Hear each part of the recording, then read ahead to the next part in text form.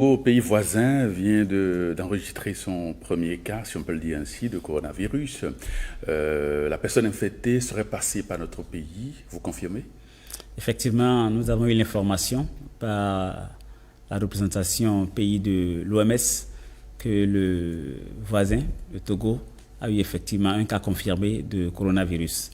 C'est effectivement une dame de 42 ans qui a atterri à Cotonou et qui est restée dans un hôtel avec quelques 2 parents avant de repartir à Lomé.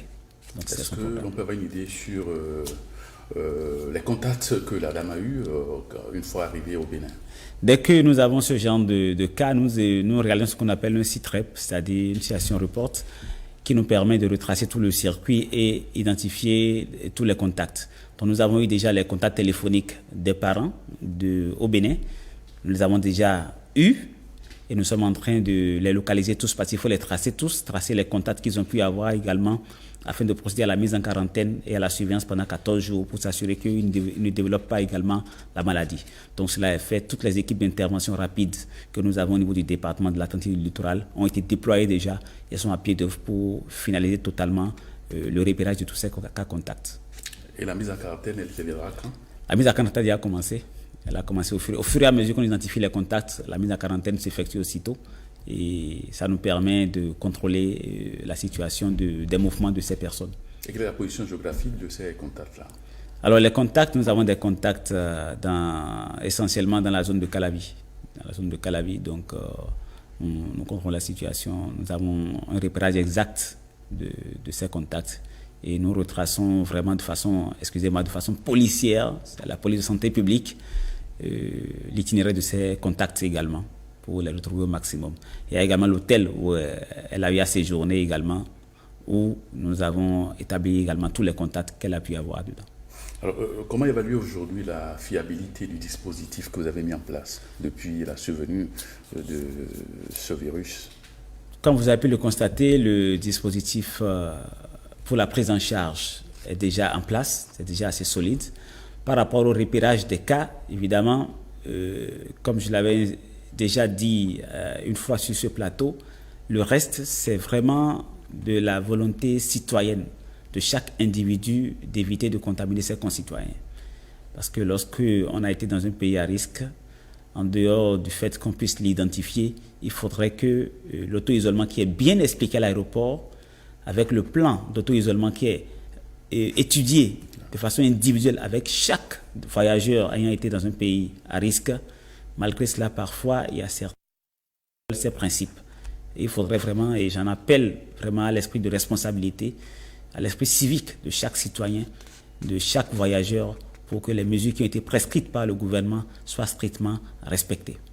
Et puis la situation au niveau des frontières est quasiment incontrôlable du fait de la porosité de ces espaces. Qu'est-ce qu'il en est concrètement? La situation au niveau des frontières, elle est complexe. C'est vrai que nous avons déployé, au niveau de toutes nos frontières terrestres, nous avons déployé des agents qui sont présents avec des thermoflash, c'est-à-dire des thermomètres qui ressemblent à des pistolets, pour prendre la température de façon systématique et pour procéder systématiquement au geste de lavage des mains avec une solution chlorée, permettant ainsi donc d'habituer ceux qui passent à ce geste-là. Mais au-delà de cela, il faut reconnaître que lorsque le sujet n'a pas de signe, tout ce dispositif, à la limite, un peu est inopérationnel, puisque après, il faudra que, lorsque le sujet sait qu'il a été exposé, il faudrait que lorsqu'il présente des signes, pour avoir été dans une zone à risque, lorsqu'il présente des signes, qu'il puisse s'identifier et se déclarer au niveau que nous avons communiqué le numéro du SAMU pour qu'on puisse le prendre en charge. Alors, est-ce que vous pouvez nous rappeler la conduite à tenir, les comportements adoptés vis-à-vis donc de cette crise sanitaire? Pour les sujets qui sont au niveau du Bénin actuellement, le premier comportement à adopter, c'est vraiment le lavage des mains. C'est le geste le plus simple et celui qui va nous préserver le plus. Il faut se laver systématiquement les mains à l'eau au savon, régulièrement. À chaque fois qu'on a effectué un contact, il faut le faire. Il ne faut pas hésiter à le démultiplier autant de fois, même à devenir paranoïaque à la limite. Il faut se laver les mains. La deuxième notion, il faut éviter de serrer les mains. Actuellement, il ne faut plus serrer les mains. Parce que le contact manuel porté peut être source de transmission des germes. Il faut éviter, en fait, lorsqu'on est malade, lorsqu'on tousse, ou on est enrhumé, on a des maux de gorge et qu'on sent qu'on a de la fièvre, après avoir été exposé, il faudrait que systématiquement qu'on pense à se couvrir la bouche avant d'éternuer. Soit avec un papier mouchoir, soit en portant une bavette qui protège aussi bien le nez que la bouche, et veiller après à éliminer de façon convenable, c'est-à-dire dans une poubelle, ces mouchoirs ou ces bavettes. À défaut de les avoir à portée de main, on peut tousser au creux du coude. Le creux du coude également permet d'éviter que les mains soient contaminées. En dehors de cela, oui, il y a les aliments. Il faut bien cuire tout ce qui est viande, bien cuire tout ce qui est œuf, éviter de manipuler les animaux sauvages et d'en consommer ces temps-ci, évidemment. Et lorsque on a été dans une zone à risque, qu'on revient et qu'au cours du voyage, on présente des signes, il ne faut pas hésiter, il faut automatiquement alerter le personnel à bord pour se faire d'abord mettre une bavette, première chose, et pour se faire prendre en charge. Ça, c'est pour les mesures, pour les sujets qui sont chez nous. Mais lorsqu'un sujet voyage et revient dans notre pays, il y a des mesures simples à prendre. Déjà, au niveau du contrôle de l'aéroport, il faut s'autodéclarer. Mais même si nous avons le manifeste de vol qui nous permet de vérifier la provenance de chacun des voyageurs, il faut également avoir ce réflexe de pouvoir dire « oui, effectivement, j'ai été dans tel ou tel pays ». La deuxième chose, lorsqu'on n'est pas passé par l'aéroport et qu'on est passé par une frontière terrestre, peut-être qu'on est rentré sur le territoire, il y a 3 numéros qu'on peut appeler. C'est le 95 36 11 07, le 51 02 0000 et le 51 04 0000. Lorsqu'on appelle ces numéros, on a toutes les informations sur la conduite à tenir par rapport au fait qu'on ait pu avoir été exposé en allant dans un pays à risque.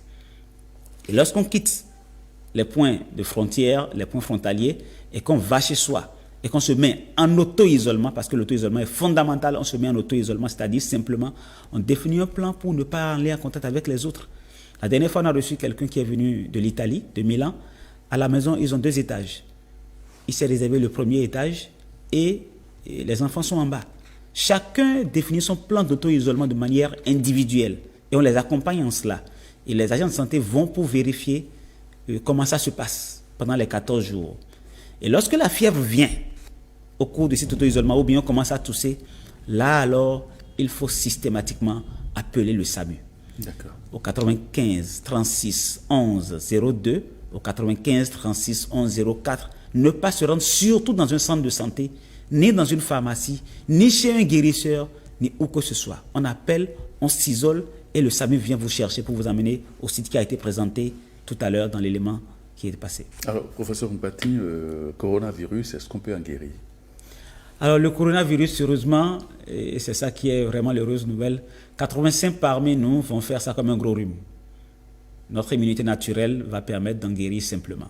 85%. 85%. Il y a 15% pour diverses raisons liées à leur immunité, les sujets âgés ou autres qui ont des pathologies qui entraînent un déficit immunitaire vont développer des formes beaucoup plus graves que ça. Et dans tout ce lot, 2 à 3% aujourd'hui, par rapport aux statistiques que nous détenons aujourd'hui, vont mourir. Donc, en guérir, oui. Et les preuves sont là. Il y a plus de 50% de guérison actuellement par rapport aux chiffres qui sont enregistrés dans le monde. Donc, c'est assez rassurant. Quel message pour rassurer nos compatriotes pris de panique et autres? Non, je voudrais les rassurer. Par rapport à l'élément qui est passé tout à l'heure, ils ont pu se rassurer que le gouvernement a pris la mesure des choses et a mis en place tout le dispositif qu'il faut pour que nous puissions nous assurer d'une prise en charge correcte. En dehors du site de l'École nationale de police, il y a 2 autres sites qui sont en cours de mise en place actuellement, à Boumé-Calavi et à Natitengu.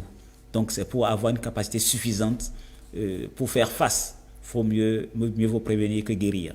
Merci. En dehors de ça, je voudrais vraiment également encore les rassurer. Oui. Les rassurer qu'il faut juste respecter les mesures qui ont été prescrites pour se prémunir du coronavirus Covid-19. Merci. Merci Benjamin Mpati, ministre de la Santé. Vous restez avec nous pour la suite de cette édition. Et on parle maintenant politique avec ce déplacement du ministre.